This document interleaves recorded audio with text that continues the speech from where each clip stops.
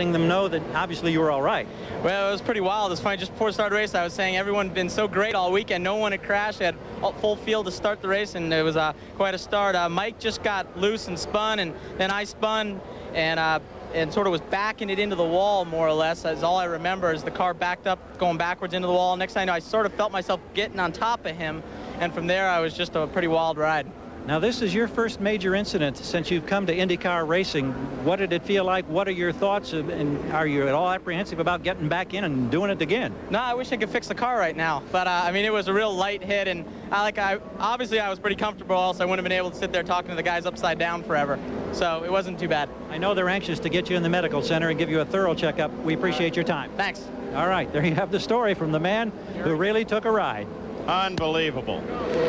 Stefan Johansson went out and tried a couple of laps, and then they finally pulled it back into the garage area. So they continue to circulate under yellow. 23 laps complete. Emerson Fittipaldi was the pole sitter, and they'll probably put him back in that order. 100 at Loudon, and actually got a full lap into the record book under green. Look at Raul Boesel as he challenges second place Paul Tracy. Tracy comes off the wall, dials down to the middle of the track. Boesel tries him down on the inside.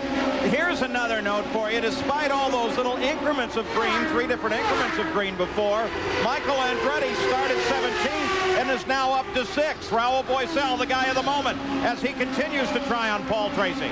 Trying to force the issue down on that inside line. Tracy, look, he comes down to the middle of the racetrack, making it more difficult for Boesel. Tracy tried to hang on to Emerson, but then got embroiled in his own battle with Boesel, and that's the 2 Newman-Haas white cars behind, being led by Mansell. So Raul Boesel has been so close so many times before, is now on the edge of desperation at scoring a victory in the Indy cars. And every crew member up and down the line will say if anybody deserves a win, it is Raul Boesel. The leader of the race is Fittipaldi. He just cut the fastest lap of the race at 163.1 miles an hour. Mansell and Andretti run 4th and 5th, with Andretti closing. And Mario has been fast here all weekend. In the test here just after Toronto, Mario was the fastest car here and has been fast every session. Has blown 2 engines, though, right before qualifying.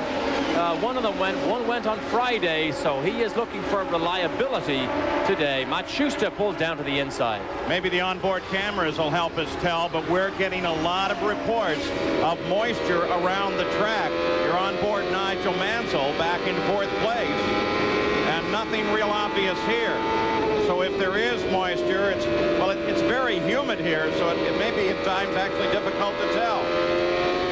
Back straight, 195 miles an hour they pull in top gear. They get on the brakes, not hard, just brush them. As they exit the corner, 155 miles an hour here, and then they accelerate.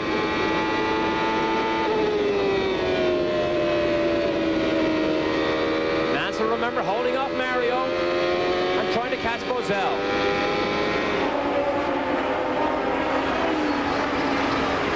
Nigel Mansell closing just a bit now, 4/10 behind Raul Boesel, who is trying to close on Paul Tracy. Mike Groff also involved in that earlier accident. He's with Gary Gerould. Indeed. A quick word, Mike. You've been released by the safety books. We know that you're okay. What happened? You were saying this set up on the first turn? Well, actually, things got a little bit jammed up going into 1, and everybody seemed to be packing up low. And I went on the high side, and Scott Sharp and I touched wheels going into 1. And that kind of got me moving a little bit through the corner, and I ended up spinning on the exit because of it. This is a big crash, but I guess it's probably not as big as the one you endured at Indianapolis. We definitely had problems there, too, and it's unfortunate because the Motorola team did a great job getting us in the race. We had a good warm-up, and, you know, it's unfortunate. I think it comes down to, you know, that's racing, but, you know, things got a little close, and we got pinched off. Thank you, Mike. Paul? As the leaders on lap 33 begin to overhaul traffic, Raul probably had his best chance at Tracy just a few seconds ago. Couldn't get the job done. Now he closes back in. Still plenty of traffic ahead. And Boesel may be mindful that he flew off the road here while in contention last year, exiting turn 2. You have to be careful. But the traffic that we see, the leading car cars pick its way through. From here on in is what Loudon, New Hampshire racing is all about. That's Al Jr. trying to force the issue with Michael. Al Unser Jr., remember, started back in the field. He did that at Milwaukee and won. He's alongside Michael. Mauricio Gugelmin, Michael's teammate, is actually the slowest car in the field at this point. They overhaul him, and Michael ducks in behind Little Al. And you can clearly see there that Al Unser Jr.'s Penske outhandled Michael's Reynard. Michael was in the lead. He was on the high groove, probably experienced push or understeer. Al Jr. comes down the inside, plants his foot on the floorboards, and away he goes. Look how much he pulls out in a lap and a half. Al Unser Jr. now charging up through field, runs in 6th place. Michael Andretti is 7th. Dominic Dobson setting up just behind Michael Andretti now and beginning to challenge him as Al Unser Jr. runs all alone, trying to catch up to Mario Andretti. Al Jr., the championship leader, had a very poor performance in qualifying. He qualified just after the modified cars here on Saturday afternoon. I think that put him sideways a little bit because of the 3 Penske cars. He qualified all the way down in 10th place. Not very good for the championship contender. At the top of the field, it's Fittipaldi, a 2.5 seconds ahead of Paul Tracy, then Boisel, then Mansell. Here's something we've added this week for you to try to give you a chart entirely down through the field. The car number is after the driver if you want to make your own chart on this, or look for your favorite driver. We'll try to go back to this a number of times during the race. If you ask for it, you got it. So Al Jr. now mindful of the championship. He is one of the masters at understanding that to win a championship, it starts in March and doesn't end till October. Spectacular performances on the day is not his style if the car doesn't have it in it. As Eddie Cheever moved aside. Cheever, we don't see any damage or didn't see any pit stops after that reported contact earlier with Stefan Johansson. Eddie Cheever on the side pods of his car is carrying a number 28. And a get well Ernie, of course, referring to Ernie Irvan and his terrible accident yesterday in Michigan. Oh, Al Jr. taking advantage of traffic here.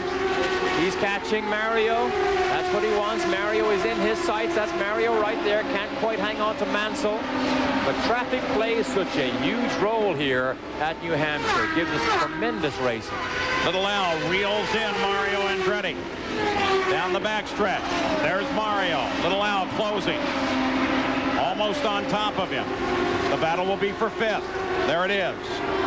How quick is Al Jr. when he runs by himself? He just set the fastest lap of the race.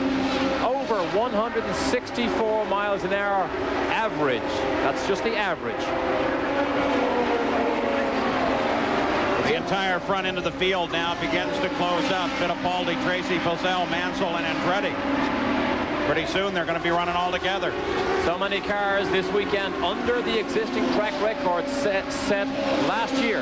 Now the track has been resurfaced, but many people think that the softer compound Goodyear tires. Here comes Al Jr. on a slingshot. Little Al tries to move under Mario. Mario brings it across and keeps him back. Little Al loses a little momentum there, comes high off of the corner.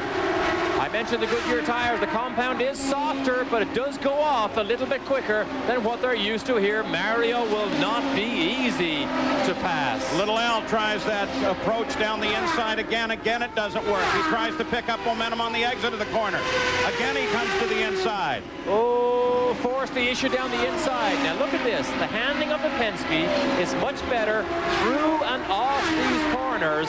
That's where he seems to gather up momentum and catch Mario. However, when they get side by side, that Ford Power still seems to have the legs on Al Jr. down these straights. That's where Junior's quick. Look at the slingshot.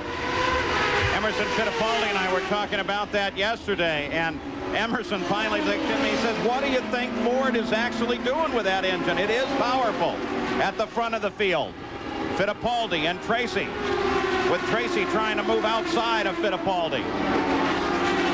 Oh, there is racing room. You do have 2 distinct racing grooves here. Emerson holds the inside. Tracy makes it. Tracy stay there? Look at him just whip around the outside and pick up the lead of the race. Paul Tracy in front. Boisel closing. Mansell closing. They're in traffic again.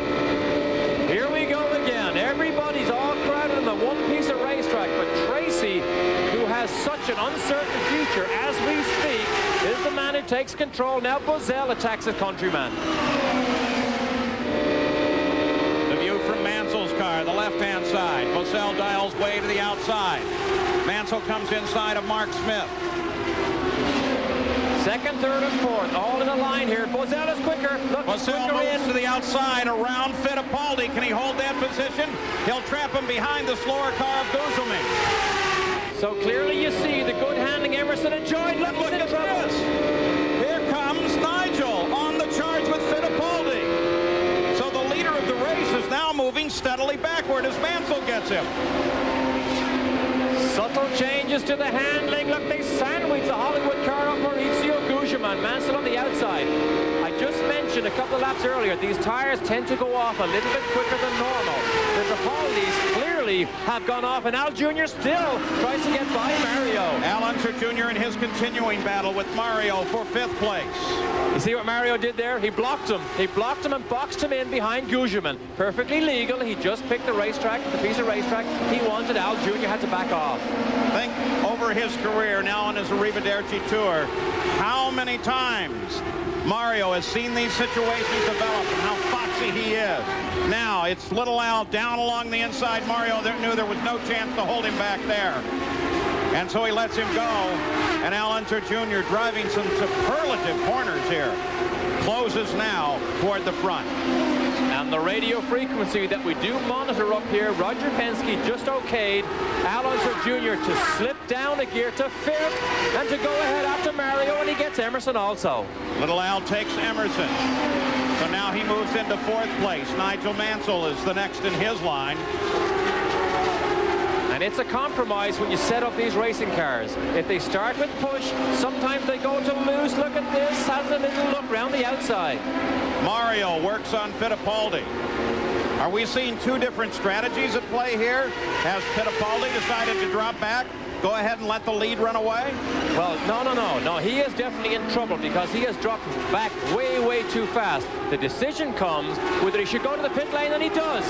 Whether he will go to the pit lane right now and get a new set of tires on or struggle with low speed, and obviously there's the decision made right there. So Emerson Fittipaldi grabs the pits. Look at the marks on the tires. Look at that, the black marks on both front tires as he grapples with what I think is a push or an understeer situation. Fittipaldi out of the pits, 4 new tires. That'll put him well back in the fight, but he had no choice. Tom Brown is Emerson's engineer. They were all smiles after qualifying because, to be quite honest, Emerson didn't really show his hand until qualifying came. They trimmed it out a little bit on the wings, and suddenly the elder statesman just blasted and grabbed the pole. But he looked strong until about 45 laps into this race. Twice the Indy cars have raced here at New Hampshire. Twice the pole sitter has won the race.